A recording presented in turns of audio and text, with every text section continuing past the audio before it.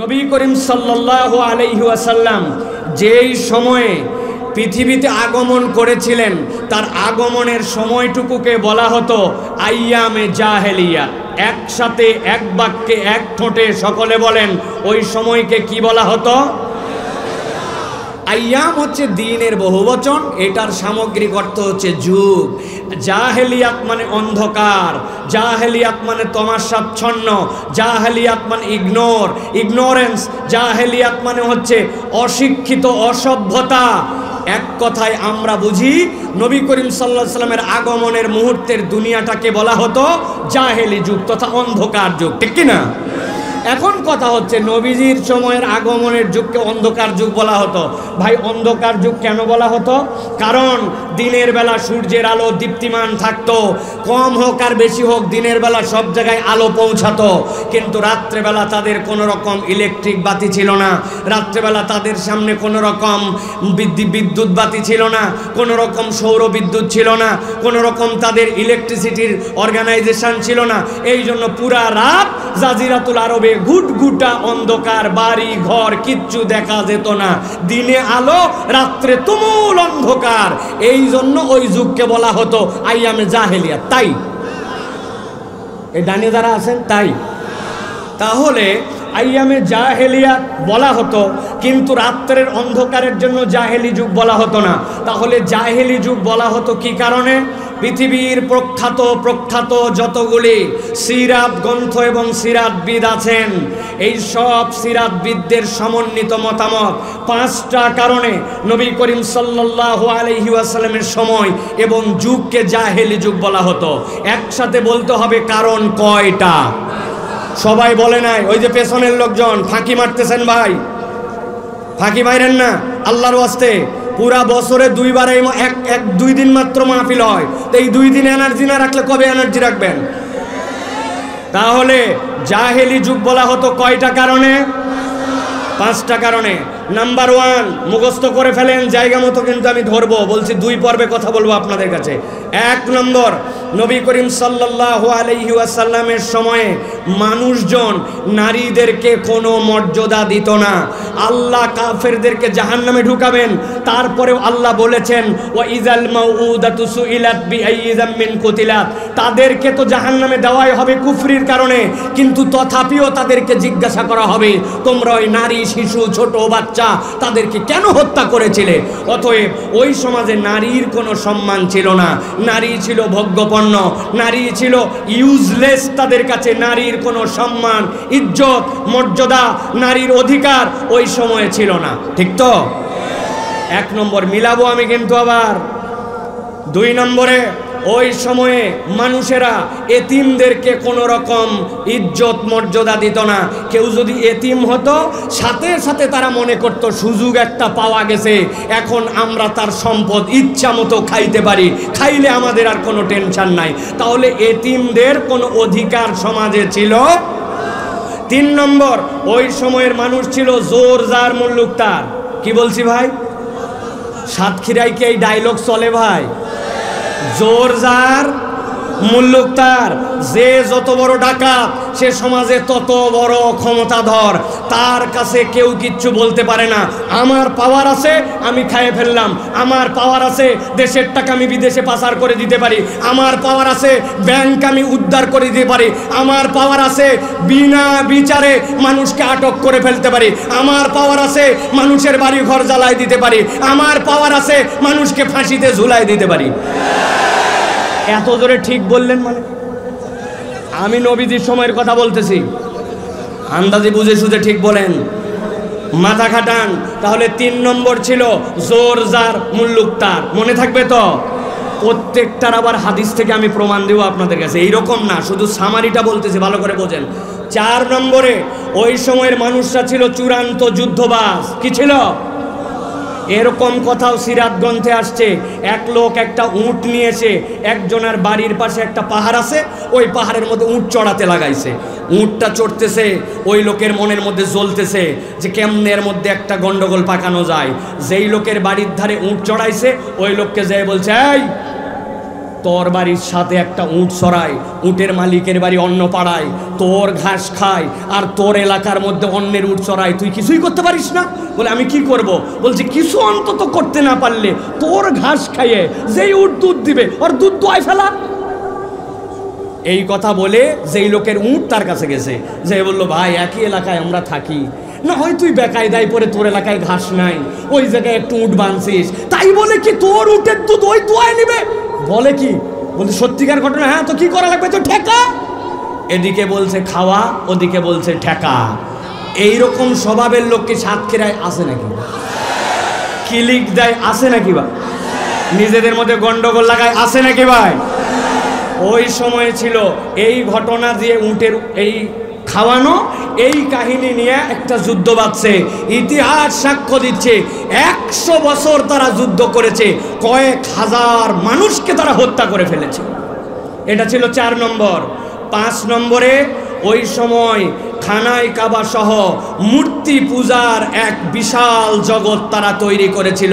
আমি আমার ভাষায় একটা ডায়লগ বলি আপনাদের মনে রাখার সহজের জন্য, যত কাল্লা তত আল্লাহ। ভাই বলেন না একবার, সবাই একবার বলেন, যত কাল্লা।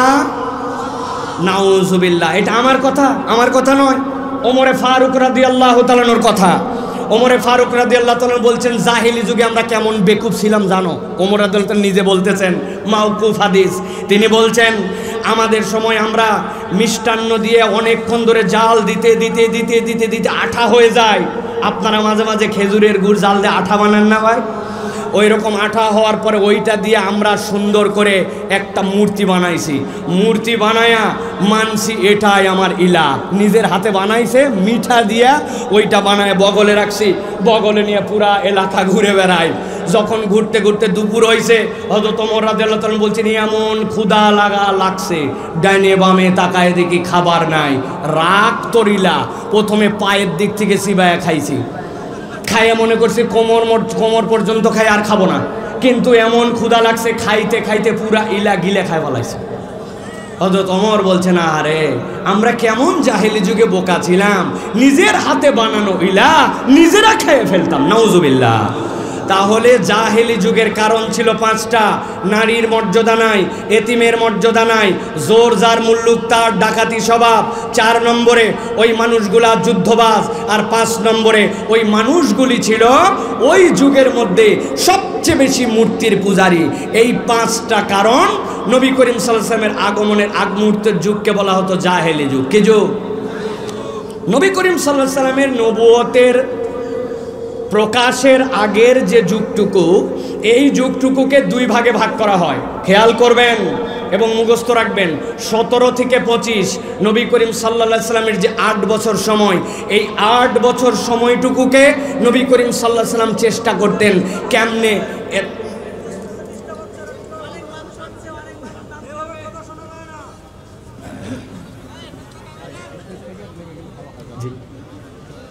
ঠিক আছে স্যার, আপনি রওনা দিয়ে দেন। প্রিয় ভাইয়েরা, নবী করিম সাল্লাল্লাহু আলাইহি ওয়াসাল্লামের আগমনের প্রকাশের আগ মুহূর্তের যুগটা ছিল 2 ভাগে বিভক্ত। মনে আছে তো নবী করিম সাল্লাল্লাহু আলাইহি ওয়াসাল্লামের আগমনের যুগটাকে কি বলা হতো? নবী করিম সাল্লাল্লাহু আলাইহি ওয়াসাল্লামের জাহেলি যুগ বলা হতো। তার কারণ কয়টা? নবী করিম সাল্লাল্লাহু আলাইহি ওয়াসাল্লামের নবুয়তের প্রকাশের আগের যুগটা কয় ভাগে বিভক্ত? থ্যাংক ইউ, এইটা হচ্ছে শ্রোতা। মাশাআল্লাহ। প্রিয় ভাইয়েরা, একটা ছিল 17 থেকে 25। এই সময়টুকুতে নবী করিম সাল্লাল্লাহু আলাইহি ওয়াসাল্লাম চেষ্টা করেছেন কেমনে কওমকে বিভিন্ন ধরনের অন্যায় থেকে মুক্ত করা যায়। আমি সংক্ষেপে বলতেছি, দীর্ঘ সময় যেহেতু বলা যাবে না। এর একটা পর্ব ছিল নবী করিম সাল্লাল্লাহু আলাইহি ওয়াসাল্লামের হিলফুল ফুজুল গঠন। নবীজি চেষ্টা করেছেন কেমনে এদেরকে মুক্ত করা যায়, কেমনে ডাকাতি থেকে বাঁচানো যায়। আবু জেহেল তার সঙ্গপাঙ্গ নিয়ে এক লোক আসছে ইয়ামেন থেকে আসার পরে কাপড়ের দোকান দিছে। আবু জেহেলের ভাব চক্কর পিছনের লোকজন দেখে বুঝছে এই লোক তো দুর্বল লোক নয়, এই লোকের একটা অবস্থান আছে। বলছে কাপড় কত করে? এত দাম। বলতে সব কাপড় আমাকে দিয়ে ফেলা, সন্ধ্যাবেলা যাওয়ার সময় টাকা দিব, নিয়ে চলে যাবি। ওই লোক সন্ধ্যাবেলা যখন তার কাছে গেছে, আবু জেহেল আসমান থেকে পড়ছে, হ্যাঁ তুমি কোত্থেকে আসলে, তোমার তো চিনি না। সাথের লোকজনকে বলছে এই কাপড় নেওয়ার সময় তো তোরাও ছিলি, চিনি না মানে বলতেছে ভাই তুমি কোত্থেকে আইছো ভাই, আমরা তো সকাল থেকে এই লোকের সাথে আছি, আমরা তো এই লোককে কোনো কাপড় কিনতে দেখি নাই। নবীজি এই ঘটনা দেখেছেন, কিন্তু এই সকল অনাচার থেকে তাদেরকে ফেরায়েতের চেষ্টা করেছেন, প্রপারলি সফল হন নাই। দ্বিতীয় পর্বটা 25 থেকে 40 বছর। এই 25 থেকে 40 বছর আল্লাহ নবী সাল্লাল্লাহু আলাইহি ওয়াসাল্লাম 15 বছর গারে হেরার মধ্যে চিন্তা করছিলেন, ধ্যান করছিলেন, এই জাতিকে কেমনে মুক্ত করা যায় এইটা নিয়ে 15 বছর আল্লাহ নবী ভেবেছেন। এখানে কেউ যদি একজন আমাকে বলতে পারেন, আমি তার জন্য দোয়া করতে চাই। সেটা হচ্ছে আল্লাহ নবী 15 বছর গারে হেরায় বসে বসে চিন্তা করেছেন, ভেবেছেন ওই 5টা বিষয় নিয়ে জাহালাতের। কিন্তু গারে হেরাটা কোন পাহাড়ের উপর অবস্থিত? পাহাড়ের নাম কি? আরে ভাই হেরা গুহা, পাহাড়ের নাম কি? জাবালে নূর। বলেন কি পাহাড়? জাবালে নূর। জাবাল মানে পাহাড়, নূর মানে পর্বত। ওই পর্বতের উপর আল্লাহ নবী সাল্লাল্লাহু আলাইহি সাল্লাম ভেবেছেন 1 বছর 2 বছর নয়, 15 বছর। সোমবার দিন নবীজি বেরিয়ে যেতেন, সোমবার, মঙ্গলবার, বুধবার 3 দিনের খাবার নিয়ে গেছেন। কিন্তু যাওয়ার পরে খাদিজা রাদিয়াল্লাহু তাআলা দেখেছেন আমার স্বামী বুধবারে আসেন নাই, বৃহস্পতিবারে আসেন নাই। এই মহিলা, আল্লাহ নবীর বয়স যখন 39, খাদিজা রাদিয়াল্লাহু তাআলার বয়স তখন 54। ওই মহিলা, ভদ্র মহিলা, আমাদের মা, তিনি তখন 8 কিলোমিটার পথ পাত করে 2600 ফিট উঁচুতে আল্লাহ নবীর জন্য খাবার নিয়ে যেতেন। তিনি ছিলেন আশেকে রাসূলের প্রকৃতার্থে পৃথিবীর বুকে বিশ্ব রোল মডেল, ঠিক কি না? প্রিয় ভাইরা, আল্লাহ নবী সাল্লাল্লাহু আলাইহি ওয়াসাল্লাম ভাবলেন 15 বছর। ভাবার কারণ হচ্ছে 5টা। কয়টা? ভালো করে খেয়াল করেন।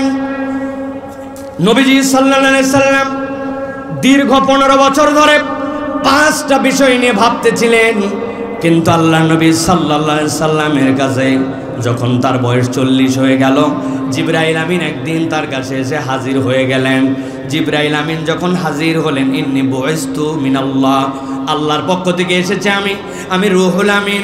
এরপরে তিনি আল্লাহ নবী সাল্লাল্লাহু আলাইহি ওয়াসাল্লামকে বললেন, আল্লাহ আপনাকে নবী হিসেবে মনোনীত করেছেন, আল্লাহ আপনাকে একটা ওহী দিচ্ছেন, ইকরা। আল্লাহ নবী বললেন, মা আনা বিকারিন, আমি তো পড়তে জানি না। আবার তাকে বললেন ইকরা, একটু চাপ দিলেন তার বুকে, বললেন ইকরা, পড়ুন। নবী বললেন পড়তে পারি না।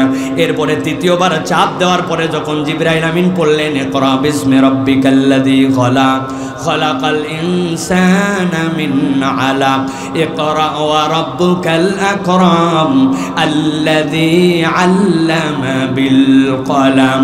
আল্লাহ নবী পুরোটুকু পড়লেন, পাহাড় থেকে নিচে নেমে মক্কার তার ঘরের মধ্যে চলে আসলেন। এখানে যত শ্রোতা আছেন, কাছে আছেন, দূরে আছেন, মাইকের শব্দ যারা যাচ্ছে, মা বোন সহ, আমি আপনাদের কাছে জিজ্ঞাসা করতে চাই, আমি যেই ছোট্ট ঘটনাটুকু বললাম ওহী নাজিলের প্রথম অবস্থায়, এখানে এরকম একজন মানুষ আছেন নাকি? হাত তোলেন। হুজুর, আমি এর আগে জীবনে ওহী নাজিল হয়েছে এই 5টা শব্দ দিয়া, 5টা বাক্য দিয়ে, এই ঘটনা কখনো আমি শুনি নাই। আছেন কেউ? সবাই আমরা জানি এইটা আল্লাহর নবীর ওহী নাজিলের এই প্রেক্ষাপট, কিন্তু হৃদয়ের মধ্যে ভিন্ন একটা কথা কখনো আমাদের উদয় হয় না। আল্লাহর নবী দীর্ঘ 15 বছর পর্যন্ত 5টা বিষয় নিয়ে ভাবলেন। আল্লাহর নবী ভাবলেন এই জাতিকে কেমনে মুক্ত করা যায়, কেমনে এদের নারীদের মর্যাদা দেওয়া যায়, কেমনে এদের এতিমদের সম্পদ দেওয়া যায়, ডাকাত জাতিকে কেমনে মানুষ বানানো যায়, এই কমকে কেমনে মূর্তি পূজা থেকে বের করা যায়। ভাবলেন আল্লাহর নবী 15 বছর। কিন্তু আয়াতে কারিমা আসলো, ইকরা বিসমি রাব্বিকাল্লাযী খলাক। ও আমার নবী, পাঠ করুন যিনি আপনাকে সৃষ্টি করেছেন। কখনো কি চিন্তা করে দেখেছেন ভাবনা আল্লাহর নবীর কি আর আয়াতে কারিমা আসলো কি? আমাদের মন তো এরকম মনে হয়, আল্লাহ যদি বলতেন নবী যান আপনি তাওহীদের দাওয়াত নিয়ে চলে যান, নবী যান আপনি যাওয়ার পরে যুদ্ধ বন্ধ করার পলিসিগুলো এইভাবে বলে দিচ্ছি, এইভাবে আপনি কার্যক্রম শুরু করেন, এরকম একটা ওহী আসলো না। কিন্তু পৃথিবীর সব মুফাসসিরিনে কেরাম একমত, পৃথিবীতে কিয়ামত পর্যন্ত আর কোনো পয়গম্বর আসবেন না। কিন্তু দুনিয়া চলমান থাকা অবস্থায় জাহিলি যুগের আসর, জাহিলি যুগের আমল, জাহিলি যুগের কার্যক্রম কোথাও না কোথাও আসবে, কম আর বেশি চলবে। কিন্তু এই জাহিলি যুগকে যদি কোরআনের যুগে রূপান্তর করতে হয়, আল্লাহ প্রথম যে আয়াতে কারিমা দিয়েছেন ওর মধ্যেই আল্লাহ তার থিম ঢুকায় দিয়েছেন। আল্লাহ মূলত বোঝাতে চান, বান্দা তুমি তুমি তোমার জাতিকে যত আগায় নিতে যাও, তুমি যদি তোমার জাতিকে আল্লাহর পরিচয়ে শিক্ষিত করতে না পারো, কোরআনের দীক্ষায় দীক্ষিত করতে না পারো, আল্লাহর পরিচয়হীন জাতি যদি হয়, তাহলে ওই জাতি দ্বারা কখনো সমূলে তাদের পরিবর্তন আনা সম্ভব নয়। আমার কথা নয়, আল্লাহ রাব্বুল আলামিন বলছেন وكذلك أوحينا إليك روحا من أمرنا ما كنت تدري ما الكتاب ولا الإيمان।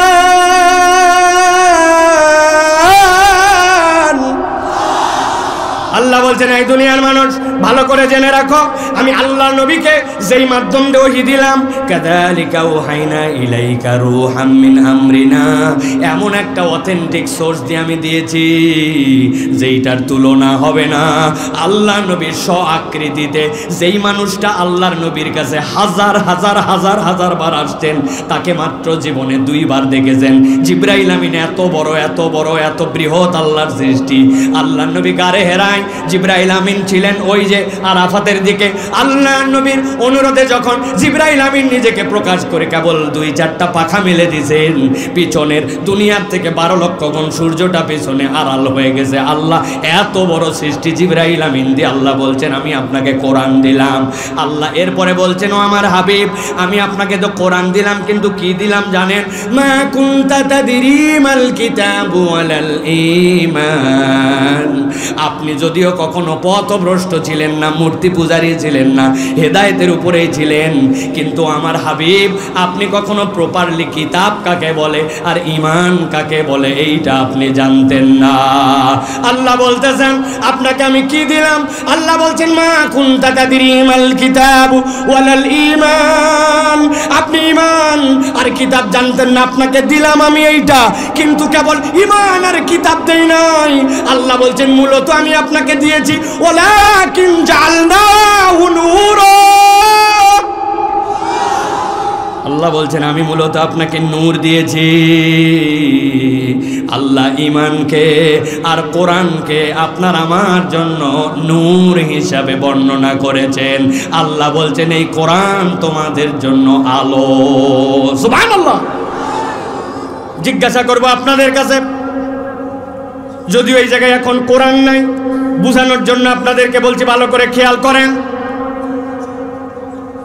আপনাদের এলাকায় সাতক্ষীরা অঞ্চলে মাঝে মাঝে বিদ্যুৎ যায় ভাই, কথা বলেন, বিদ্যুৎ যায়, সন্ধ্যার পরে আলোহীন হয়।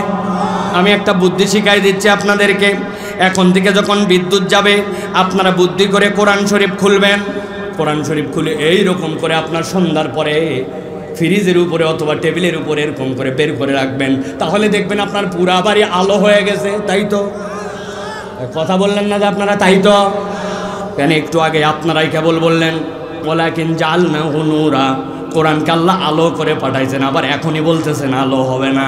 তার মানে আপনাকে বুঝতে হবে কোরআনের আলোর হিসাবের মধ্যে একটু আল্লাহর দেওয়া বর্ণনার ভিন্ন ভঙ্গি আছে, ঠিক কি না? কি ভঙ্গি? এখানে যারা আছেন আমার সামনে, আমি আপনাদের কাছে জিজ্ঞাসা করি, জীবনে একবার হাত ভাঙ্গা, পা ভাঙ্গা, মাথা ভাঙ্গা এক্সরে করছেন অথবা এমআরআই করছেন অথবা জীবনে একবার সিটি স্ক্যান করছেন, এরকম কোনো রুগী এখানে আসেন নাকি ভাই? জীবনে এক্সরে করা লাগছে এরকম আছেন ভাই? বাবা, দেখি সবাই এক্সরে করছেন। ভালো করে খেয়াল করেন, আপনাকে এক্সরে রুমে নিয়ে গেছে, যাওয়ার পরে বলছে আমরা বাহিরে গেলাম, ভিতরে আপনাকে যখন বলবো দীর্ঘ একটা নিঃশ্বাস নিয়ে আপনি দম বন্ধ করেন, তখন কিন্তু দম বন্ধ করবেন। আবার যখন ছাড়তে বলা হবে ছেড়ে দিবেন। আপনাকে ভিতরে নিয়েছে, নেওয়ার পরে বলছে জোরে করে নিঃশ্বাস টানেন, দম বন্ধ করেন। দম বন্ধ করছেন, 3 সেকেন্ডের মধ্যে আপনাকে বলছে হয়ে গেছে, আপনি বের হয়ে আসেন। যেই না বাইর করছে, বাইর করার পর দেখো বাবা, হাত নিয়ে গেছিলাম ভাঙ্গা, ওই হাতের হাড্ডি এদিকে গেছে, এদিকে গেছে, কালো একটা পেপারের সামনে চলে আসছে। বুকের মধ্যে আপনার কি সমস্যা ওইটা ওই এক্সরে পেপারের মধ্যে, এমআরআই এর মধ্যে, সিটি স্ক্যানের মধ্যে ধরা পড়ে গেছে, ঠিক কিনা? আপনি কেমনে বুঝলেন যে ওইটা আপনার কখন গেল আর কেমনে ওইটা দেখলো? ওইটার মধ্যে একটা অতি বেগুনি রশ্মি আছে যেটা আপনি আমি চোখে দেখতে পাই না, কিন্তু যে সমস্যা ওই সমস্যাটা সেখান থেকে ধরা পড়ে গেছে। আল্লাহ বলছেন নবী আপনাকে আমি কিতাব দিলাম আর ঈমান দিলাম, আপনি দেখতেছেন কিতাব আর ঈমান, কিন্তু আমি আল্লাহ এর দ্বারা মূলত আপনাকে একটা আলো দিলাম। এই আলোটাই এমন আলো ওই যে জাহেলি যুগের 5টা যে সমস্যা আল্লাহ রাব্বুল আমিন এই ঈমান আর এই কোরআন দিয়া যুগে যুগে ওইটার সমাধান করে দিবে। সুবহানাল্লাহ, আমার কথা নয়, আল্লাহ রাব্বুল আমিনের কথা। আল্লাহ বলছেন ইয়া আইয়ুহান নাস ক্বাদ জাআতকুম মাউইযাতুম মির রাব্বিকুম ওয়া শিফাউল লিমা ফিস সুদুরি ওয়া হুদান ওয়া রাহমাতুল লিল মুমিনিন। আল্লাহ বলছেন এই কোরআন তোমার জন্য আল্লাহর পক্ষ থেকে মাউইযা, এই কোরআন আল্লাহর পক্ষ থেকে তোমার জন্য হুদা, এই কোরআন আল্লাহর পক্ষ থেকে তোমার জন্য শিফা, আর এই কোরআন হচ্ছে কিয়ামত পর্যন্ত মুমিনের জন্য রহমত। সুবহানাল্লাহ।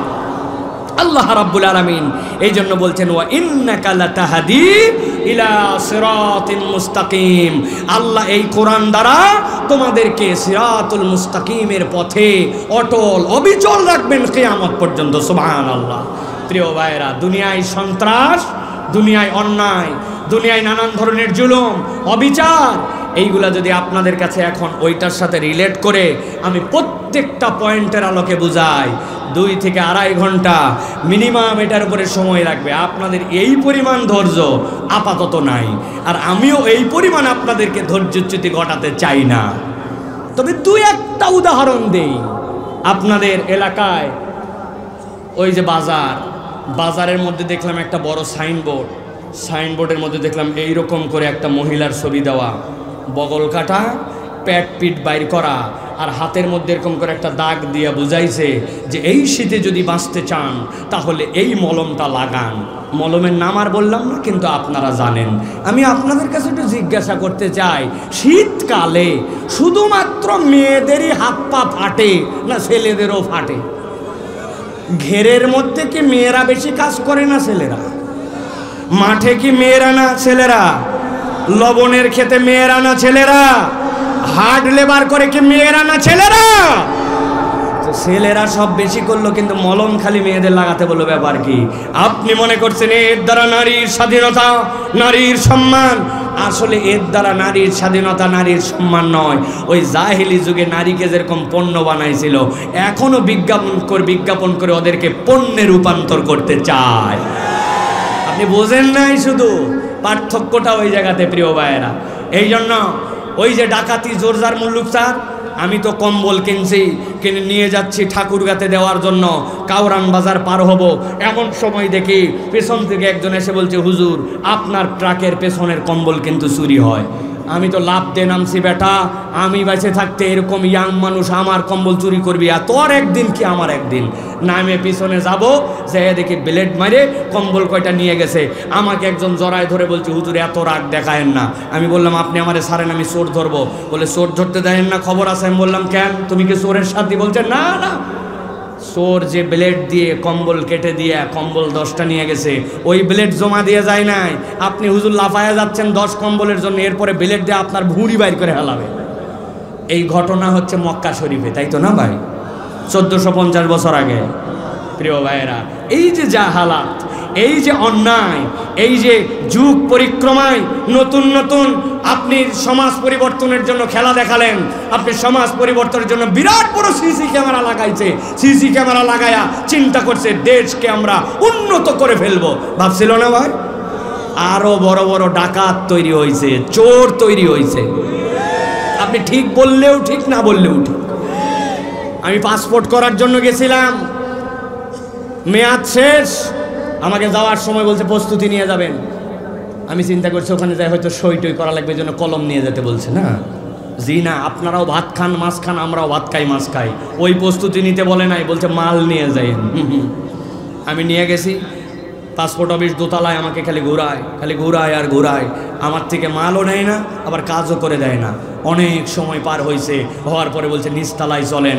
যেই না নিচে নামতেছি, একটা সিঁড়ি, এরপর একটা ল্যান্ডিং, তারপরে আরেকটা সিঁড়ি, এই মধ্যের সিঁড়ি আর উপরের সিঁড়ির মাঝের যে জায়গা, ওখানে দাঁড়ায় বলতেছে হুজুর টাকা দেন। আমি বললাম এই টাকা দেওয়ার জন্য তো আমি বহুতক্ষণ ধরে রেডি, তুমি এতক্ষণ ঘুরায় এই জায়গায় টাকা নিতে আইছো কেন? বলছে হুজুর আর বলেন না, এই বিল্ডিংটি সিসি ক্যামেরা নিয়ন্ত্রিত, আমরা মনিটরে চেক করে দেখছি সব জায়গায় এই বিল্ডিংয়ের ছবিগুলো আসে, খালি এই জায়গাটা ধরে না। তো যেই জায়গাটা ধরে না ওই জায়গাতে আসছে উনি টাকা খাওয়ার জন্য। সুতরাং আমি আপনাকে বলতে চাই, সব সময় মনে রাখবেন জাহালতের 5টা কারণ। আল্লাহ নবী নবুয়তের পূর্বে এইগুলাকে দূর করতে পারেন নাই।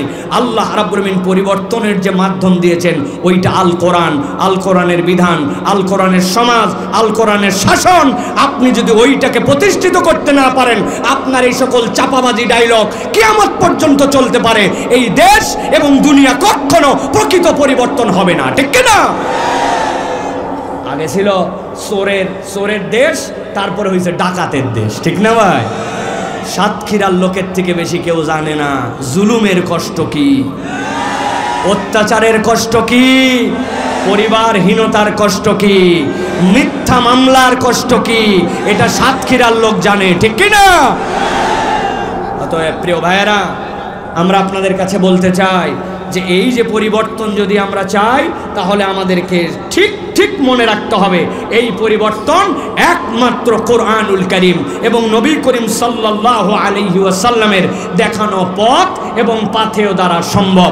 এছাড়া প্রকৃতার্থে পরিবর্তন সম্ভব নয়। বাস, কথা সাফ প্রিয় ভাইরা। এখন ভূমিকা আপনাদের কাছে শেষ করলাম। আপনারা যদি এখন বলেন যে হুজুর এর আলোকে আপনি কিছু কথা বলেন, তাহলে আমি আপনাদের কাছে কিছু কথা বলতে চাই।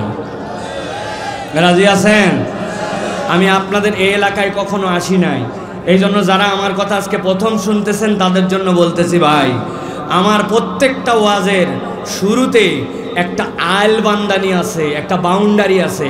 আমি যা ইচ্ছা তাই বলি না। দেশে প্রচুর ওয়াজ মাহফিল হয়, কিন্তু ম্যাক্সিমাম ওয়াজের শুরু নাই, শেষ নাই, আগা নাই, গোড়া নাই। এই জন্য আমাদের লোক, আমাদের সমাজের শ্রোতারা প্রকৃতার্থে কোনো বার্তা নিয়ে যেতে পারে না। এই জন্য আমি কেবলমাত্র একটু আইল বাঁধলাম। মনে করেন না ওয়াজ শুরু হয়ে গেছে, ওয়াজ আরো বহুত বাকি আছে। আপনারা কি শুনতে রাজি আছেন? বুঝে বলেন, রাজি আছেন আপনারা? ও মুরব্বীদের শ্রোতা কিন্তু আমার না, যাদের বয়স 40-এর উপরে, এগুলো একটাও আমার শ্রোতা না। আমার শ্রোতা ইয়াং যারা, ঠিক কিনা? ইয়াংরা আসো ভাইয়েরা, হাত দুটা টান করে তোলেন দেখি কারা কারা আছেন।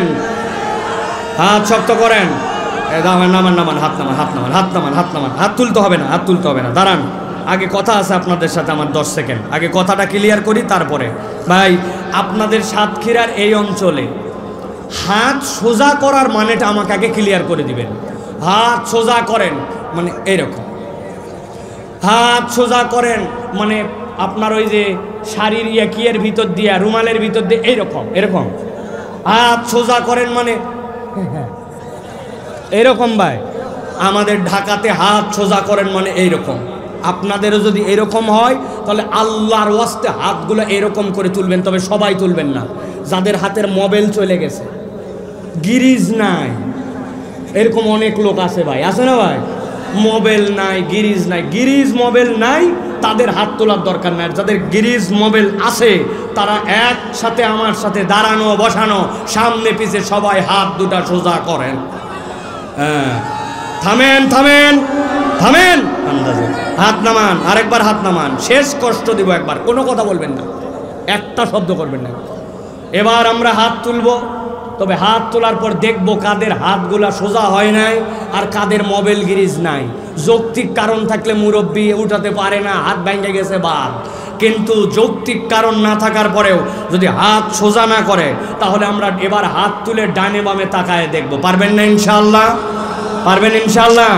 আর রাস্তাঘাটে কতগুলো এখনো ঘোরাফেরা করতেছে, আসছে বাড়িতে বলে আমরা কিন্তু ওয়াজ শুনতে যাচ্ছি, কিন্তু আমি দেখছি 5-7 জন মিলে বিড়ি খায়, পাঁপড় খায়, কতগুলা জীবনে চটপটি দেখে নাই, চটপটি খায়, আর বাড়ির যাই বলবো ওয়াজ শুনতে গেছিলাম। বিখ্যাত টাউট এইগুলা, ঠিক কিনা?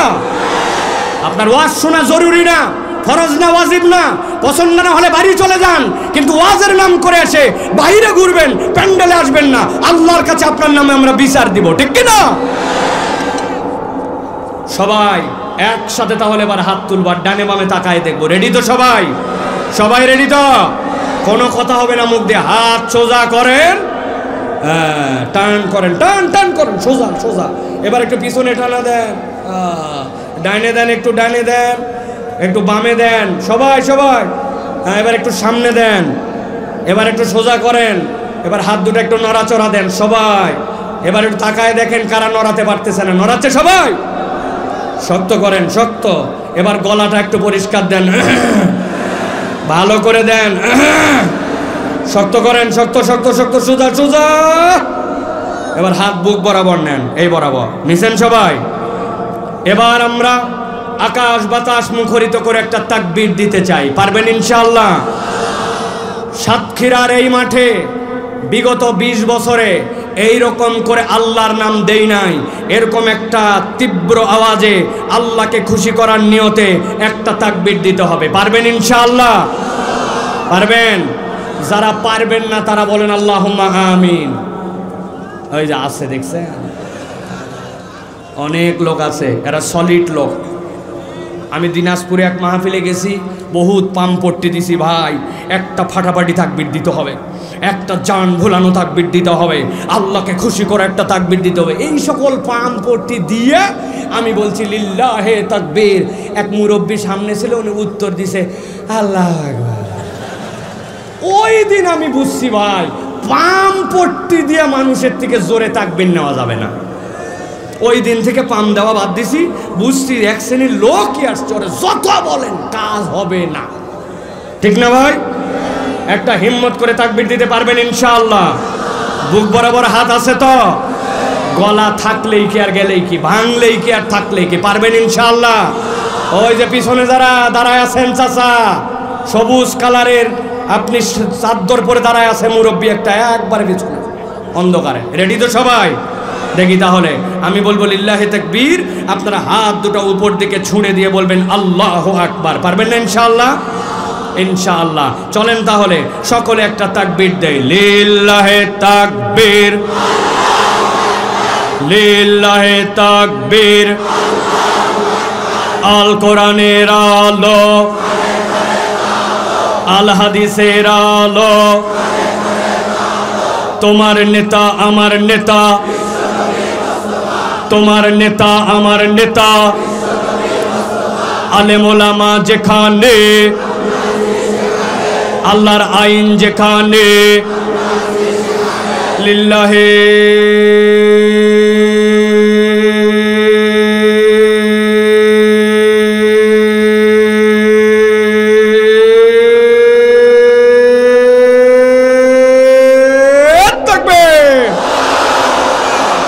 আলহামদুলিল্লাহ। শয়তান আছে? আর শয়তান আল্লাহু আকবারের স্লোগান পছন্দ করে না, ঠিক কি না? এই জন্য বাংলাদেশে যারা আল্লাহু আকবারের স্লোগান পছন্দ করে না, এরা হচ্ছে শয়তানের মামাতো খালাতো ফুফাতো ভাই। আগামীর বাংলাদেশ ইসলামের বাংলাদেশ, আগামীর বাংলাদেশ কোরআনের বাংলাদেশ, আগামীর বাংলাদেশ তরুণদের বাংলাদেশ, আগামীর বাংলাদেশ বৈষম্যহীন বাংলাদেশ, আগামীর বাংলাদেশ ইন্ডিয়ার আধিপত্যবাদের বিরুদ্ধে থাপ্পড় মারার বাংলাদেশ। ওই বাংলাদেশে আল্লাহু আকবারের পক্ষে যারা, আগামীর বাংলাদেশে তাদের পক্ষে আমরা, ঠিক কি না? আল্লাহু আকবার পছন্দ করো না, এই দেশে রাজনীতি করার তোমার দরকার নাই।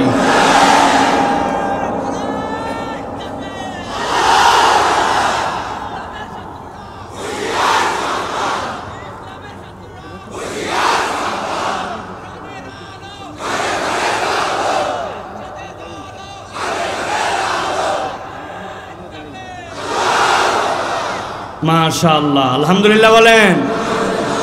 যেগুলার মনের মধ্যে একটু একটু আইছিল যে থাকি কি যাই, শয়তান আপাতত ঘেরে ঘেরে পালায় গেছে, ঠিক কিনা? আমরা তাহলে আর দেরি করব না, সরাসরি কোরআনুল কারীমের মধ্যে প্রবেশ করব এবং কোরআনুল কারীম থেকে একটা নির্ধারিত বিষয়ে একটুখানি কথা শুনে আমরা চলে যাব ইনশাআল্লাহ। সবাই বলেন আল্লাহুম্মা আমিন। একটা মুখবন আমি জোরে বলতে বলি না, কিন্তু আপনারা কিন্তু ভুল বোঝেন, হুজুররা বোধহয় খালি জোরে জোরে, না ভাই জোরে না, কিন্তু সাপোর্ট করেন কথাটাকে। আল্লাহ আমরা যে কথা শুনবো এইটার উপর আমল করে আমাদেরকে যাওয়ার তৌফিক দান করে, বলেন আল্লাহুম্মা আমিন। আল্লাহ আমাদেরকে কবুল করুক।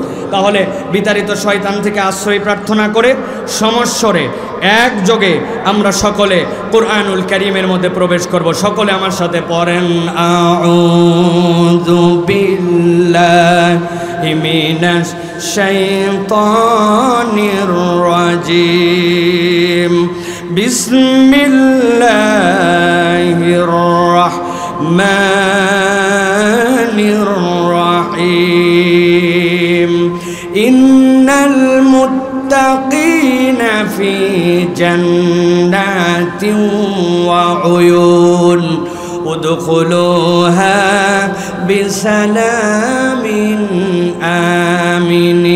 আমিনিন। আল্লাহ রাব্বুল আমিন বলছেন, দুনিয়াতে আল্লাহ রাব্বুল আমিন আশরাফুল মাখলুকাত করে মানুষকে সৃষ্টি করলেন, কিন্তু এই মানুষ কেবল মানুষ হিসাবে আশরাফুল মাখলুকাত না।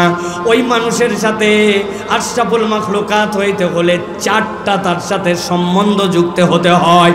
এক নম্বর সম্বন্ধ, ওই মানুষকে আল্লাহর বিধানের প্রতি সমর্পিত হতে হবে। বান্দা যখন আল্লাহর বিধানে সমর্পিত হয় তখন ওই মানুষের পরিচয় হয় মুসলমান।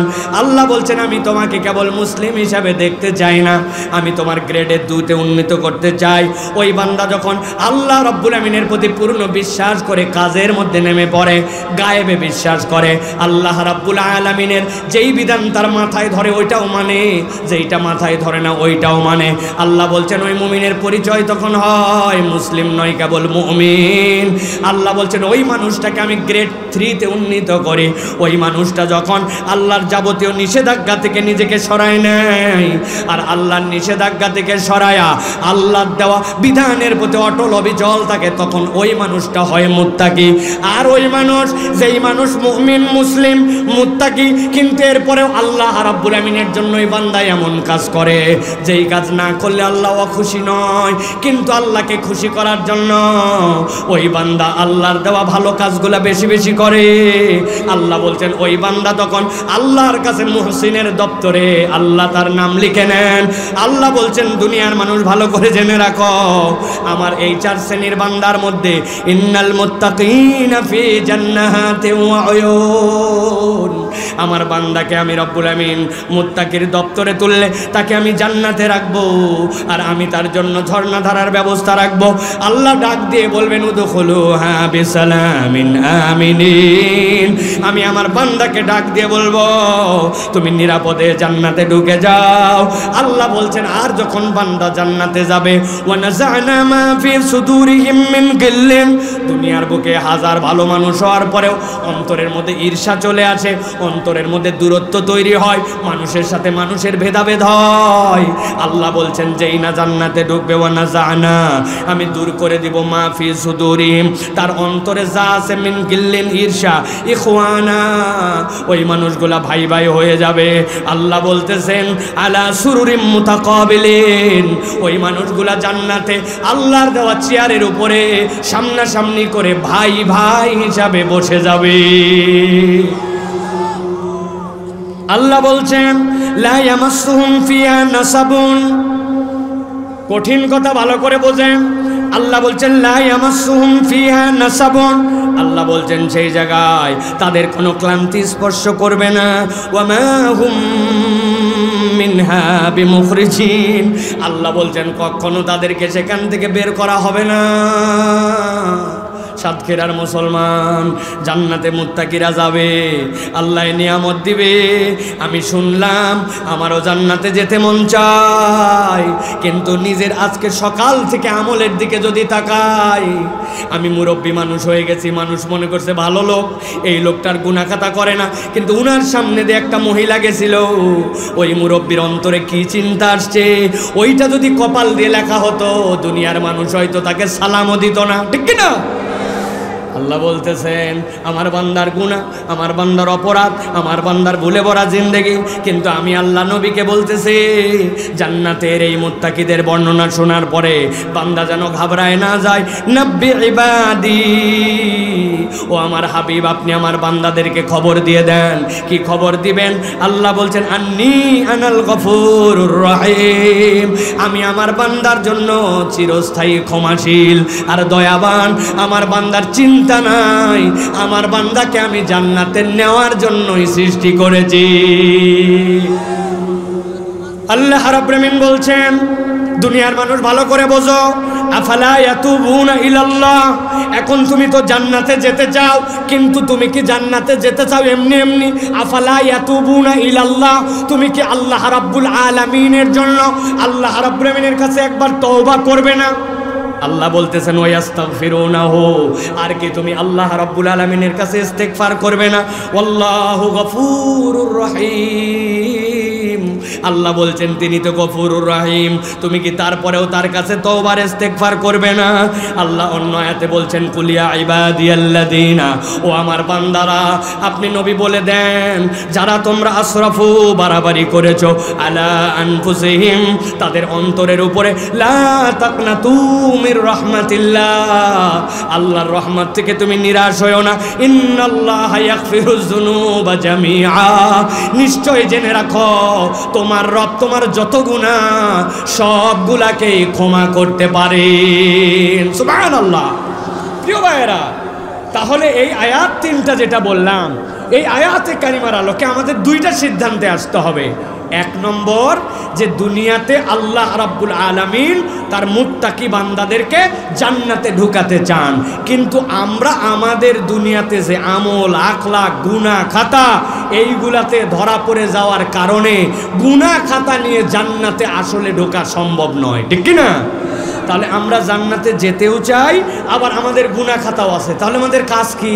তাহলে আমাদের কাজ হচ্ছে আল্লাহর কাছ থেকে গুনাহ খাতার জন্য ক্ষমা নেওয়া, ঠিক কি না? ভালো করে এই জিনিসটা বোঝেন কিন্তু ভাই, জান্নাতে যেতে চাই, গুনাহ খাতা আমাদের আছে, তাহলে জান্নাতে যাওয়ার জন্য আমাদের কি লাগবে? আল্লাহর কাছ থেকে আমাদের ক্ষমা নেওয়া লাগবে, ঠিক তো? এ কথায় একমত তো আমরা? এখন কথা হচ্ছে জান্নাতে যাওয়ার জন্য তো আমরা ক্ষমা চাই, আল্লাহর কাছে ক্ষমা নিতে হবে, কিন্তু আমরা কি কোরআন হাদিসের আলোকে প্রকৃতার্থে জানি যে আল্লাহ রাব্বুল আলামিনের কাছে ক্ষমা পাওয়ার কোরআন সুন্নাহর আলোকে আসলে উপায় কি কি? প্রিয় ভাইয়েরা, আমি আপনাদের কাছে বলবো, দিল দিয়ে অন্তর দিয়ে এই যে কষ্ট করে বসে আছেন দীর্ঘ সময় ধরে, অন্তত এই বার্তাটি আজকে যদি আমরা নিয়ে যাই, তাহলে আপনার আমার জীবন আজকের থেকে ভিন্ন একটা রঙে রঙিন হতে পারে। আমি আপনার কাছে সংক্ষিপ্ত সময়ে বলে দিতে চাই, বান্দা আল্লাহর কাছে ক্ষমা পেতে চায়, কিন্তু কোরআন সুন্নাহর আলোকে একটা বান্দার জীবনে ক্ষমা লাভের সর্বনিম্ন উপায় হচ্ছে 5টা। আমি আপনাদের কাছে জিজ্ঞাসা করব, একসাথে অ্যাক্টিভভাবে উত্তর দিবেন। কোরআন সুন্নাহর আলোকে বান্দার জীবনে ক্ষমা লাভের সর্বনিম্ন উপায় কয়টা? সবাই বলেন নাই, আল্লাহর ওয়াস্তে একবার সবাই বলেন, ক্ষমা লাভের সর্বনিম্ন উপায় কয়টা? হাতগুলা সব রেডি করেন। এই যে যারা চেয়ারম্যান আছেন, আপনারা মানে চেয়ারে বসে আছেন জন্য চেয়ারম্যান বলছি আপনাদেরকে, হ্যাঁ, আপনারা তো ভিআইপি মর্যাদায় আছেন, আপনারা সহ দাঁড়ানো সহ হাতগুলা সব নিচে নামাবেন। আমি জিজ্ঞাসা করব আল্লাহর কাছে ক্ষমা লাভের সর্বনিম্ন উপায় কয়টা? একসাথে সবাই হাত তুলে বলবো 5টা। পারবেন না ইনশাল্লাহ? তাহলে আল্লাহর কাছে ক্ষমা লাভের সর্বনিম্ন উপায় কয়টা? সব হাত ওঠে নাই। আর একটা বার কষ্ট দিব আপনাদেরকে, হাত নামান। আল্লাহর কাছে ক্ষমা লাভের সর্বনিম্ন উপায় কয়টা? মাশাআল্লাহ, হাত নামান। তাহলে এই 5টা শুনবো, আমলের নিয়ত করে চলে যাব। বলেন আল্লাহুম্মা আমিন। 1 নম্বরে, বান্দা যদি আল্লাহর কাছে ক্ষমা পেতে চায়, তাহলে বান্দার 1 নম্বর উপায় হচ্ছে ঈমান এবং নেক আমল। বলেন কি? ঈমান এবং নেক আমল। ঈমান এবং নেক আমল না থাকলে আল্লাহর কাছে ক্ষমা পাওয়া যাবে না। আল্লাহ রাব্বুল আমিন বলছেন ওয়াদাল্লাহুল্লাযীনা আমানু ওয়া আমিলুস সালিহাতি মিনহুম মাগফিরাতাও ওয়া আজরান আযীমা। আল্লাহ বলছেন দুনিয়ার মানুষ তোমরা অনেক সময় নিজেরা নিজেদের সাথে ওয়াদা করো। আপনি বাজার করতে গেছেন, আপনার বাচ্চা ফোন করে বলে দিয়েছে আব্বা আমার জন্য একটা চিপসের প্যাকেট আনবে, আব্বা আমার জন্য একটু ললিপপ আনবে, আমার জন্য চকলেট আনবে। আপনি বলছেন ঠিক আছে নিয়ে আসবো রে বাপ। আপনি স্ত্রীর সাথে ওয়াদা করছেন সামনে হাতে পয়সা আসলেই তোমার জন্য একটা দামি শাড়ি কিনে দিব, কিন্তু ওই শাড়িটা আপনি কিনে দিতে হয়তো পেরেছেন বা পারেন নাই। বান্দা আল্লাহর সাথে দুনিয়ার বুকে সাক্ষী রেখে ওয়াদা করে বান্দার সাথে, কিন্তু ওই ওয়াদা রাখতেও পারে আবার ওয়াদা ভেঙেও ফেলে। কিন্তু আল্লাহ অদ্ভুতভাবে বলতেছেন আল্লাহর কোনো ওয়াদা করা লাগে না, কিন্তু রব্বুল আমিন নিজেই নিজের সাথে ওয়াদা করতেছেন ওয়াদাল্লাহ, আমি আল্লাহ ওয়াদা করলাম আল্লাযীনা আমানু, যারা ঈমান আনবে, ওয়া আমিলুস সলিহাত, আর ঈমান আনার পরে ওই বান্দারা বসে থাকে না, নেক কাজ করবে। আমাদের অনেকের ধারণা নেক কাজ মানে হচ্ছে নামাজ রোজা হজ যাকাত, এইটুকুই কেবল আমাদের নেক কাজ। ভালো করে জেনে রাখেন, আপনি আপনার জেহেনের মধ্যে যতদিন বেঁচে থাকবেন এটা ঢুকাই দিয়ে রাখেন, আপনি যদি পরীক্ষায় 33 পান ওইটা আপনার জন্য যেরকম পাস মার্ক, ওইটার নিচে নেমে গেলে আপনার যেমন আর পরীক্ষায় পাস করা হয় না। আপনি যদি ফেল করে যান আপনার রেজাল্ট যেরকম আসবে না। আল্লাহর নবী বলছেন বুনিয়াল ইসলাম আলা খামসিন, ইসলামের বেনা হচ্ছে 5টা, নামাজ রোজা হজ যাকাত আর আপনার ঈমান। আপনার যদি নামাজ রোজা হজ যাকাত না থাকে আপনি ইসলামের মধ্যে নিজের নামই রাখতে পারবেন না, ঠিক না? তাহলে যেইটা না থাকলে আপনার ইসলামের মধ্যে নামই না থাকে, ওইটা কেবলমাত্র ভালো কাজ কেমনে হয় আল্লাহ এই জায়গায় ওইটার কথা বলেন নাই। আল্লাহ এই জন্য বলছেন আমানু ওয়া আমিলুস সলিহাত, ঈমান আনার পরে আমার বান্দা যেন কিছু নেক কাজ করতে শুরু করে। ওই নেক কাজগুলা কি কি নবীজি ডিটেইলস বলে দিয়েছেন। আপনি আমিও যদি একটু চিন্তা করি তাহলে আপনি আমি সেইগুলাও বের করে ফেলতে পারবো। নবীজি বলছেন লিল মুমিনি আলাল মুমিনি সিত্তু খিসাল, এক মুমিনের জন্য আরেক মুমিনের কমসে কম 6টা দায়িত্ব আছে। হাঁচি পড়লে আলহামদুলিল্লাহ বলবে, এটাও একটা নেক কাজ। কেউ আলহামদুলিল্লাহ বলেছে শুনলেই আর হামুকাল্লাহ বলছেন, কেউ মারা গেছে জানাজায় চলে গেছেন, অসুস্থ হয়েছে আপনার কোনো স্বার্থ নাই আপনি দেখতে চলে গেছেন, রাস্তার মধ্যে কোনো কিছু পড়ে আছে ওইটাতে বুঝছেন মানুষের বিপদ হবে আপনি একটু সরিয়ে দিয়েছেন, মসজিদের মধ্যে ঢুকেছেন 5-7 মিনিট এখনো সময় আছে বসেই যেতে পারেন, বসে যান নাই, 2 রাকাত তাহিয়াতুল ওযু পড়েছেন, 2 রাকাত দুখুলুল মসজিদ পড়েছেন। আপনি ভ্যান চালান, ভ্যান চালাতে চালাতে নিয়ম বানায় নিছেন প্রত্যেক দিন 100 বার নবীর প্রতি দরুদ পড়ব, সুবহানাল্লাহি ওয়া বিহামদিহি সুবহানাল্লাহিল আযীম 100 বার করে পড়ব, ইস্তেগফার করব। আপনার ছোট্ট ছোট্ট কাজ, কিন্তু এই কাজগুলো আপনার জন্য নেক আমল। আল্লাহ বলতেছেন নবী আপনি বলে দেন যেই বান্দারা ঈমান আনার পরে এই স্বেচ্ছায় নেক আমল করবে আল্লাহ রাব্বুল আমিন অটোমেটিক ওই বান্দাগুলার গুনাহ খাতা মাফ করে দিবে। আল্লাহ রাব্বুল আমিন বলছেন মিনহুম মাগফিরাতাও ওয়া আজরান আযীমা, আমার বান্দাকে কেবল আমি রব্বুল আমিন ক্ষমাই করব না, আমি রব্বুল আমিন আমার বান্দাকে মাফ করার সাথে সাথে জান্নাতে যাওয়ার পরে আমার বান্দাকে আমি দিদার দিয়ে দিব, সুবহানাল্লাহ। কিন্তু আমরা নেক কাজের সাথে নাই, কত সময় এলোমেলো নষ্ট করি, কত দিকে পার করি। কিন্তু আমাদের জীবনে যদি তাকাই, আমাদের জীবনে নফল আমল, আমাদের জীবনে এক্সট্রা আমল নাই। সোমবার দিন রোজা রাখে না, মুরব্বী হয়ে গেছে এখন পর্যন্ত, বৃহস্পতিবার শীতের দিনেও রোজা রাখে না, মাসের 13, 14, 15 রোজা সেই রোজাটা পর্যন্ত রাখে না। চিন্তা করছে রোজা রাখা বিরাট কঠিন কাজ, অথচ আল্লাহ বলতেছেন বান্দা তোর আমল নামায় গুনাহ খাতা ভরা, তুই না আল্লাহর কাছে মাপ পেতে চাস, আমি আল্লাহ ক্ষমা লাভের একটা উপায় বলে দিলাম। ঈমানের সাথে বান্দা যখন এই সকল উদ্বৃত্ত নেক আমল করে আল্লাহ তার বান্দাদেরকে মাফ করে দেন, সুবহানাল্লাহ। তাহলে এখন থেকে আমরা এরকম কিছু নেক কাজ বাড়াতে পারবো বা ইনশাআল্লাহ নিজেদের জীবনে পারবো তো ইনশাআল্লাহ। আল্লাহ যেন আমাদেরকে তৌফিক দান করেন, এটা 1 নম্বর। 2 নম্বরে আল্লাহ রাব্বুল আলামিন বলতেছেন আমার বান্দা যদি আমার কাছে ক্ষমা পেতে চায় তাহলে আল্লাহর কাছে বান্দাকে ক্ষমা চাওয়া লাগবে। কি বলছি? আল্লাহর কাছে বান্দাকে ক্ষমা চাওয়া লাগবে। বান্দা যদি আল্লাহর কাছে ক্ষমা না চায়, রব্বুল আলামিন বান্দাকে ক্ষমা করেন না।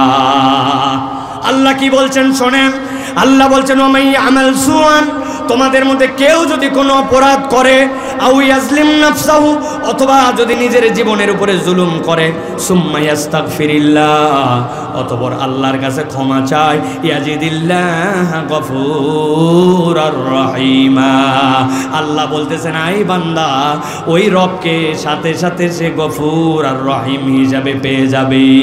তার মানে ক্ষমা থেকে আল্লাহর কাছে নাম এন্ট্রি করাতে চাইলে, ক্ষমা প্রাপ্তদের তালিকায় অন্তর্ভুক্ত হতে চাইলে আল্লাহর কাছে ক্ষমা চাওয়া লাগবে, ঠিক কি না? বলছি তো ঠিক, কিন্তু এই জায়গায় বিরাট বড় মামলা আছে। আমরা আল্লাহর কাছে ক্ষমা হয়তো চাই, কিন্তু আমাদের ক্ষমা চাওয়াটাই একটা বেয়াদবি। অনেকের মাথায় ধরে নাই, হুজুর আমি ক্ষমা চাই আবার আমি বেয়াদব কেমনে হলাম? আমি আপনার কাছে একটু এক্সাম্পল দেই, তাহলে আপনার মাথা পরিষ্কার হয়ে যাবে। আমরা সালাম ফিরাই, আসসালামু আলাইকুম রহমতুল্লাহ, আসসালামু আলাইকুম রহমতুল্লাহ, আল্লাহুম্মা আমিন। আচ্ছা কিনা ভাই, কি বলছেন এর মধ্যে? ইমাম সাহেব কি বলছে এর মধ্যে? রব্বানা আতিনা ফিদ দুনিয়া হাসানাতান রব্বানা যালামনা আনফুসানা, এই তো নাকি? ইমাম সাহেব তাও এইটা বলছে হয়তো আস্তে আস্তে, কিন্তু আপনি যখন ব্যক্তিগত নামাজ পড়ছেন আপনার সেই সময়ের অবস্থাটা একবার বিবেচনা করেন। কি বলছেন আপনি এর মধ্যে? আপনি বোঝেন নাই আপনি কি বলছেন এর মধ্যে। আপনি হয়তো বলছেন রব্বানা যালামনা আনফুসানা রব্বানা আতিনা ফিদ দুনিয়া, এরকমই বলছেন। কথা বলেন। আমি আপনাকে উদাহরণ দিয়ে বোঝাতে চাই, আল্লাহর কাছে ক্ষমা চাই, ক্ষমা চাওয়াটা স্বয়ং বেয়াদবি কেমনে? আপনি বৃদ্ধ হয়ে গেছেন, আপনার এলাকার চেয়ারম্যান সাহেবের কাছে গেছেন, একটা সার্টিফিকেট আপনার দরকার, বার্ধক্যজনিত কারণে আপনি এখন বৃদ্ধ, ওই বয়স্ক ভাতার জন্য একটা আপনার সার্টিফিকেট দরকার। আপনি চেয়ারম্যানের কাছে গেছেন, যাওয়ার পরে জিজ্ঞাসা করছেন অফিসে, চেয়ারম্যান আছে, বলছে হ্যাঁ আছে, চাচা যান, এখন আপনার সিরিয়াল। চেয়ারম্যান টেবিলে বসে আছে, আপনি চেয়ারম্যানের সামনে হাজির। এই আমি আব্দুল গফ্ফার, এলাকার মধ্যে আমার বয়স হয়েছে, কিন্তু আমার কিন্তু আর আগের মতো কাজ করতে পারে না, আমার জন্য একটা বয়স্ক সার্টিফিকেট দরকার, মেহরবানি করে আগামীকালের মধ্যে আমার একটা বয়স্ক সার্টিফিকেট ব্যবস্থা করে দেবে কিনা? আসসালামু আলাইকুম। চেয়ারম্যান বলছে এটা কে রে, পাগলাটা করতে গেছে, ধর তো ধর। আপনার ছেলের একটা চাকরি দরকার, আপনি গেছেন এমপি সাহেবের কাছে, এমপি সাহেবের সাথে দেখা করে বলতেছেন, ডাইরেক্ট দেখার পরে আসসালামু আলাইকুম রাহমাতুল্লাহ, আমার ছেলেটা কিন্তু চাকরির উপযুক্ত হয়েছে, তুমি ওর একটা চাকরির ব্যবস্থা করে দেবে, আগামী 2-3 দিন তোমাকে সময় দিলাম। আসসালামু আলাইকুম রাহমাতুল্লাহ। এমপি বলবে ধর ধর ধর ধরে বান্ধে ফেলো রে, বদমাইশ কোথাকার, কেমনে কি বলতে আসছে, নাকি আমারে গালাগালি করতে আসছে? কথা ঠিক কিনা? আপনি একটু বিবেচনা করে দেখেন, আপনার চেয়ারম্যান লোড নিতে পারে না, আপনার এমপি লোড নিতে পারে না, আর অত দূর কেন যাচ্ছেন? আপনি কোনো দোকানে আপনার পয়সা দিয়েও যদি জিনিস কিনেন, আর দোকানদারকে যদি হরমর হরমর করে বলেন, বলে তোমার মতো ক্রেতা আমার দরকার নাই, অন্য দোকান দেখো। দুনিয়ার মানুষ এইটাকে আদব আর বেয়াদবের মামলা নিছে, আর আপনার আমার জীবন গুনায় ভরা, ভুলে ভরা। আল্লাহ বলতেছেন বান্দা যদি আমার কাছে ক্ষমা চায় আমি মাফ করব, কিন্তু বান্দা এমন বেয়াদবের মতো ক্ষমা চায়, বান্দার ওই চাওয়াটাই স্বয়ং একটা গুনাহ।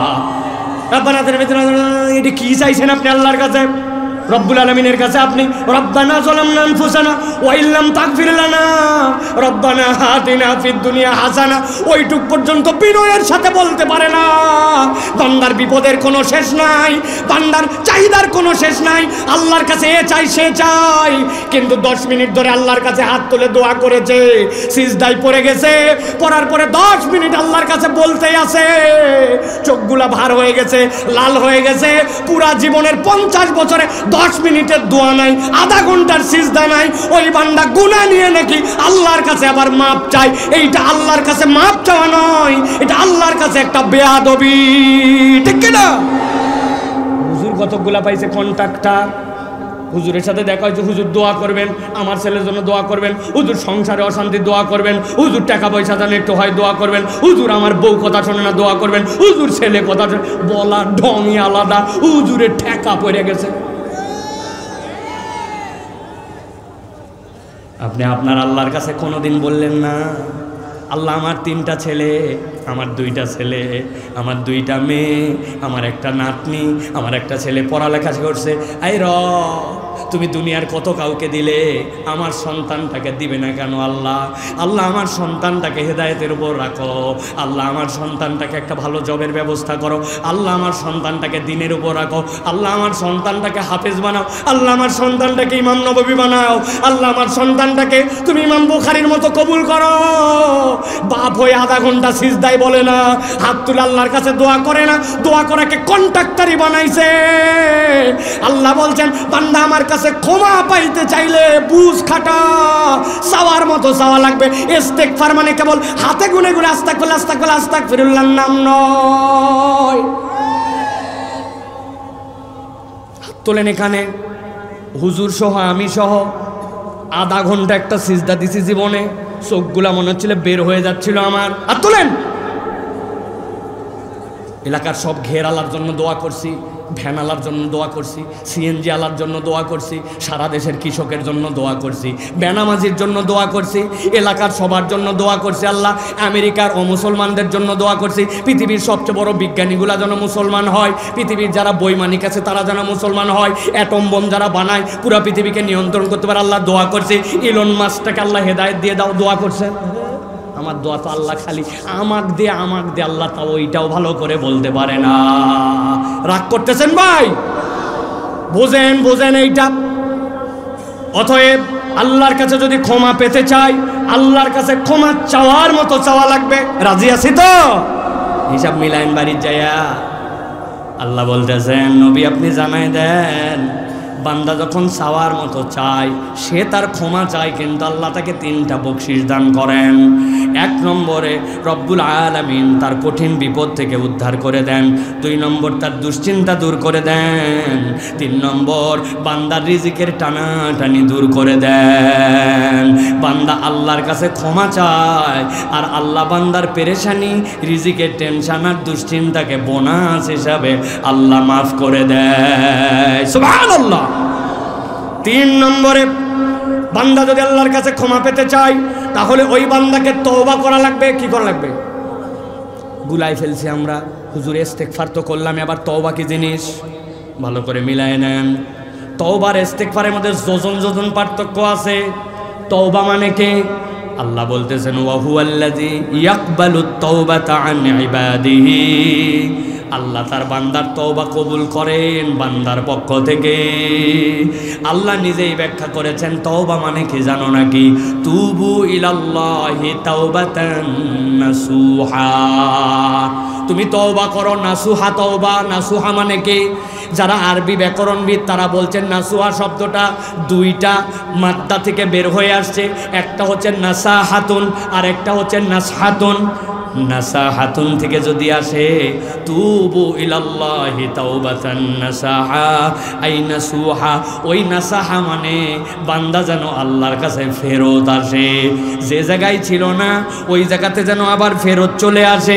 আল্লাহ বলছেন ফেরত আসা মানে কি?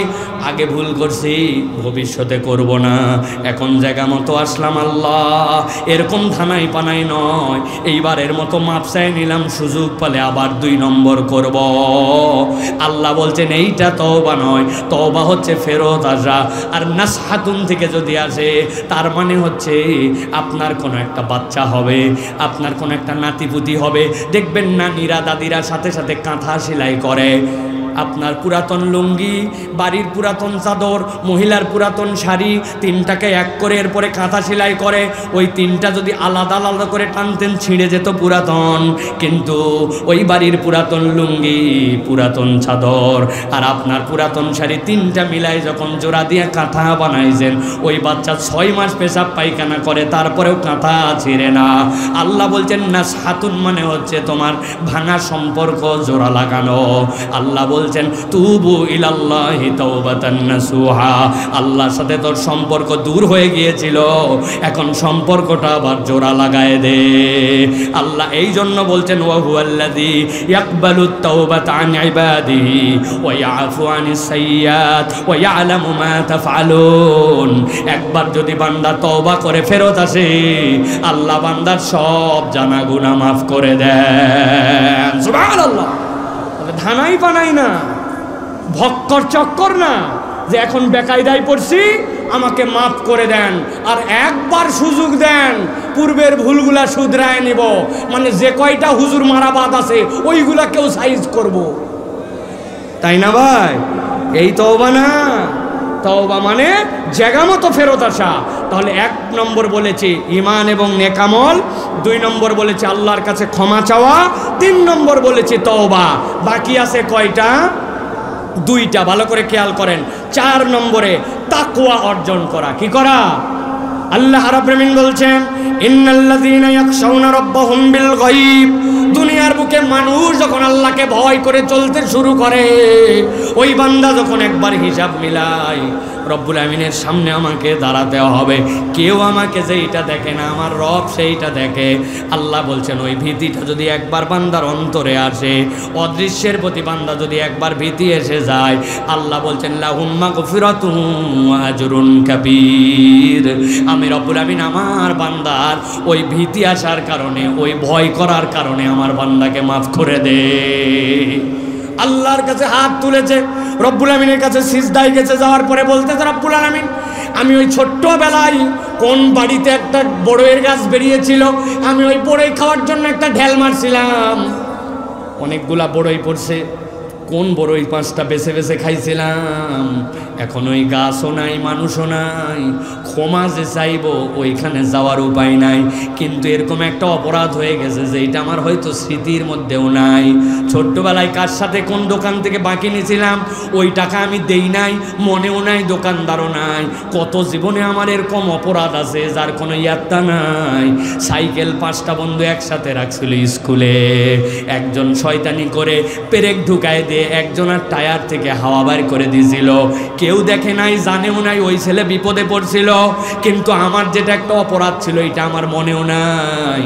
আল্লাহ বলতেছেন বান্দা এইগুলা কথা মনে করে করে যখন বলে ওয়া ইন্নাসিনা আও আখতানা রব্বানা ওয়ালা তাহমিল আলাইনা ইসরান কামা হামালতাহু আলাল্লাযিনা মিন ক্বাবলিনা, আল্লাহ তুমি আমার প্রতি এমন বোঝা চাপায়ো না, আমার জানা গুনাহগুলা তুমি ধরো না, আমার অজানা গুনার জন্য ধরো না। আর ভাবতেছে আল্লাহর সামনে দাঁড়ালে সব তো আমল নামায় চলে আসবে। ওই বান্দা আল্লাহকে ভয় করে 1 ফোঁটা চোখে পানি আসতে দেরি নাই, রব্বুল আলামিন বান্দার গুনাহ খাতাগুলা মাফ করে দেয়, গুনাহ মাফ হয়ে যাবে। কিন্তু একটা শর্ত আছে, জনগণের হক যদি মাইরে খান, এই গুনার কোন রকম জনগণের থেকে মাপ না নিলে, বান্দার থেকে মাপ না নিলে আপনার মাফ হবে না। দেশের টাকা বিদেশে পাচার করে দিলেন, ব্যাংক হাওয়া করে দিলেন, দেশের মানুষকে মিথ্যা মামলায় ফাঁসায় দিলেন, আর টপ করে দেশ থেকে বার হয়ে যায়, মনে করছেন বাবা বাবা বাবা জম্মের বাসা বাইসে গেলাম। আপনি বাঁচেন নাই, কেবল ফাঁসা শুরু, ঠিক না? অতএব বান্দার হক বান্দাকে ফেরত দিতে হবে। ঠিক তো জোরে বলতেছেন। বইয়ের মোহরানা এখনো আদায় করেন নাই, সন্তানের সম্পদ ঠিক মতো ছেলে মেয়ের মধ্যে বন্টন করেন নাই, কবে বাপ মরছে বোনের জমি এখনো দেন নাই, হাজী সাহেব এই সব বড় দাড়ি নিয়ে ঠিক বলতেছে, আছে কি না? সব হিসাব বরাবর করেন, হিসাব বরাবর করেন সব, আল্লাহর কাছে যায় কোনো কিচ্ছু এগুলা কুলাবে না। অতএব বান্দার হক এখান থেকে কখনো আপনি তওবা পাবেন না বান্দার হক আদায় না করলে। এই জন্য প্রিয় ভাইয়ের আল্লাহকে ভয় করতে হবে, আল্লাহর কাছে ক্ষমা পাওয়ার জন্য। সর্বশেষ যেটা বলবো, বান্দা যদি আল্লাহর কাছ থেকে ক্ষমা পেতে চায় তাহলে বান্দাকে আল্লাহর জন্য দান খয়রাত করা লাগবে। কি করা লাগবে? দান খয়রাত না করলে আল্লাহ রাব্বুল আমিনের কাছ থেকে আপনি ক্ষমা পাবেন না। আল্লাহ কুনজুস বান্দাকে পছন্দ করেন না। আস-সাখিয়্যু হাবিবুল্লাহ, যেই ব্যক্তিরা দান করে আল্লাহ রাব্বুল আমিন তাদেরকে পছন্দ করেন। মুসলমানের থেকে বেশি কঞ্জুস এখন আর কোন জাতি আছে কিনা আল্লাহ জানে। বলবেন হুজুর এত বড় কথা বললেন, আপনাদের এলাকায় পরীক্ষা দিলাম, যেই মসজিদে আপনি জুমার নামাজ পড়েন মুসল্লি কয়জন গত জুমায়? 200 জন হোক, 400 জন হোক, আমি আপনাকে হিসাব নিতে বলবো ইমাম সাহেবদের, এখন সময় নাই জন্য বললাম না। 400 জন মুসল্লি এক জুমাতে, 300 জন মুসল্লি জুমাতে, জুমার কৌটার কালেকশন হয়েছে 500 টাকা। কথা বলেন আছে কি না? কি ব্যাপার? জুমার কৌটার 500 টাকা হলো কেন? মুসল্লি তো কমসে কম 20টা টাকা দিয়ে মসজিদে শরিক হতে পারে। আমি স্টুডেন্ট, আমার টাকা নাই, আমি দিতে পারি না, এই সকল ভক্কর চক্কর কথা বলে। অথচ ওই বন্ধু সহ খাইতে আসছে চায়ের দোকানে, চা খাওয়ার পর বিল দিতে যাবে, বলছে তুই আমার এলাকায় আসছে বিল দিবি না। ওই বলছে তুই দিবি না, তুই দিবি না, তুই দিবি না, ঠেলা ঠেলি ধাক্কা ধাক্কি আছে কিনা? একটা পাঞ্জাবি আয়রন করে 10 টাকা দিয়া, মোবাইলে টাকা ভরায়, ফ্লেক্সি লোড করে, কত কিচ্ছু করে, কিন্তু মসজিদে আসলে আর 20 টাকা বের হয় না। কথা বলেন। শপথ করেন আগামী জুমা থেকে মসজিদে কমসে কম জুমার আমল 20টা টাকা দিয়ে মসজিদে শরিক হব। রাজি আছেন? হাতটা একটু তুললে কষ্ট হবে আপনার ভাই, হাত নামান। মনে থাকবে না আপনাদের জানি, কারণ ওই যে একটা কৌটা আছে আমাদের সামনে, ছেড়ে দিবে, কৌটা আগুনের বেগে বার করে। আমি তো বুদ্ধি বাইর করতেছি, ইনশাল্লাহ এটা সারা দেশ আন্দোলন করব। আর কৌটাতে কালেকশন হবে না, ব্যাগ নিয়ে এক ধরনের লোক থাকবে, আপনার সামনে যাবে, টাকা না দেওয়া পর্যন্ত সামনেতে সরবে না। আরও বুদ্ধি আছে, যদি বলে পকেটে টাকা নাই, তাহলে 100 টাকার 20টা নোট নিয়ে রাখবো এই পকেটে, যে বেটা আদায় করতে যাবে বলবে 20 টাকা হাওলাত দিলাম, নেন, বিকালবেলা ফেরত দিবেন, তাও এর ভিতরে টাকা দেন। ঠিক কিনা ভাই? কেন এত প্রেশার দিয়ে বললাম? 300 মুসল্লি হয়, 20 টাকা দিলে সপ্তাহে 6000 টাকা হয়, 4 জুমায় 24,000 টাকা হয়। 200 মুসল্লি হয়, 20 টাকা করে দিলে 4000 হয়, 4 জুমায় 16,000 টাকা হয়। মসজিদের ইমামের বেতন 5,500 6,000 টাকা। ঢাকার বুয়ার থেকে বেতন কম, অথচ মসজিদ অন্যের দিকে মুখাপেক্ষী। আমরা কন্ট্রিবিউট করলে মসজিদগুলো কারো দিকে মুখাপেক্ষী হতো না। ঠিক কিনা? এই যে ঠিক জোরে বলছেন, কিন্তু আগামী জুমাতে আপনার মনে থাকবে না, বলবে হুজুর নতুন জামা পরে গেছিলাম তো, ওই জন্য পকেটে টাকা ছিল না। হাই রে বাবা রে বাবা। বলছেন হুজুর এগুলো আপনি কেমনে বলতেছেন? জানেন, আমার মসজিদের মুসল্লি যেখানে 10 বছর খুতবা দেই, এই যে যারা ক্যামেরাম্যান, এগুলো সব আমাদের মসজিদের মুসল্লির, এগুলো ক্যামেরাম্যান এরা সব। এরা তাছাড়া জীবনে এত দূরে এই জায়গায় আসতো না, এদের আসা যাওয়ার খরচ 2-3 হাজার টাকা। এগুলো সব ঢাকার লোকজন, এরা সব, এরা জানে। মসজিদে টাকা গুনছে, টাকা গুনে আমার মসজিদের মুয়াজ্জিন এসে বলছে হুজুর আজকে 57টা 1 টাকা দামের কয়েন। আমি বললাম অনেক লোক আছে 1 টাকার 20টা কয়েন নিয়ে ফেলছে বেটা। বলছে হুজুর আন্দাজি বুঝ দিয়েন না, দেশের লোক এত পাগল হয় নাই যে 1 টাকার 20টা কয়েন নিয়ে আসবে। এখনো 1 টাকা দেওয়া মুসল্লি আছে কি না? আমাদের পকেটে টাকা বের হয় না। প্রিয় ভাইরা, আল্লাহর কাছে ক্ষমা পেতে চাইলে দান খয়রাত করতে হবে। রাজি আছেন? শেষ একটা কথা বলে শেষ করে দিব, সারা জীবন এই কথাটা বুকে লালন করে চলবেন।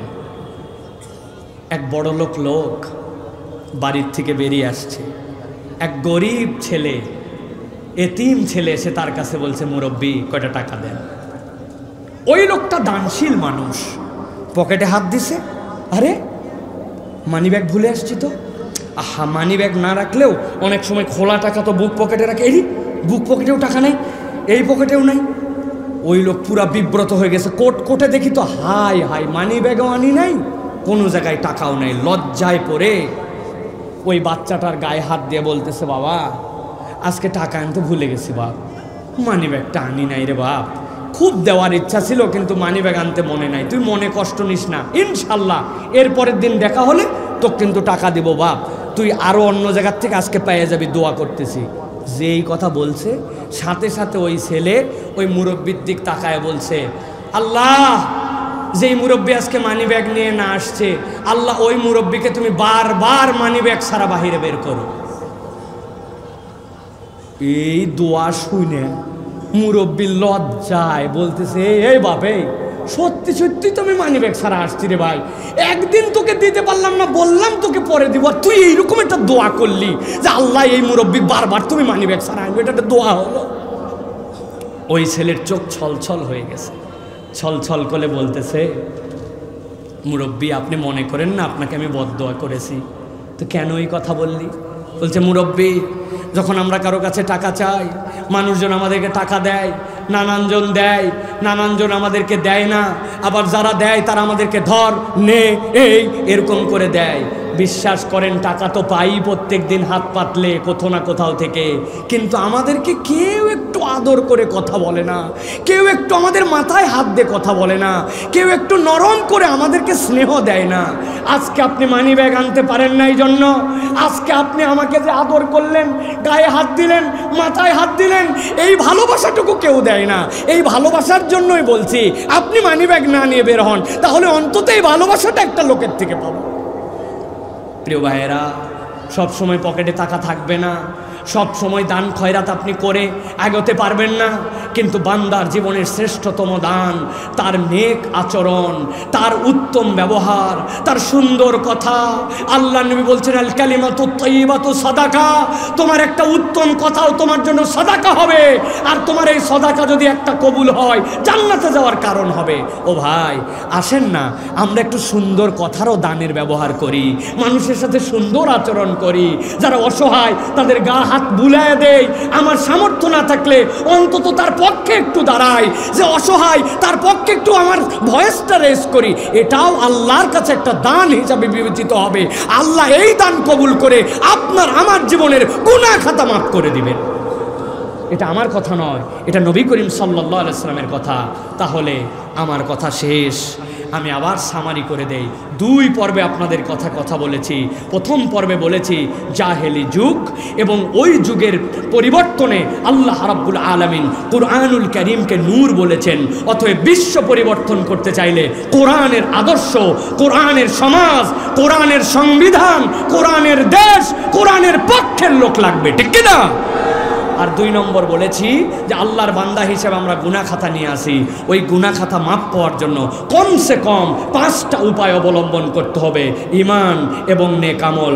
2 নম্বরে বলেছি আল্লাহর কাছে ক্ষমা চাওয়া, 3 নম্বরে বলেছি তওবা, 4 নম্বরে বলেছি তাকওয়া বা আল্লাহ ভীতি, 5 নম্বরে বলেছি দান সদাকা।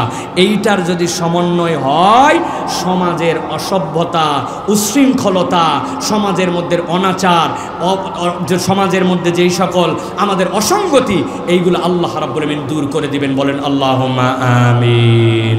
হাদা মা ইনদি ওয়াল ইলমু ইনদাল্লাহ। সুবহানাকাল্লাহুম্মা ওয়া বিহামদিকা আশহাদু আল্লা ইলাহা ইল্লা আনতা আস্তাগফিরুকা ওয়া আতুবু ইলাইক। আলহামদুলিল্লাহ।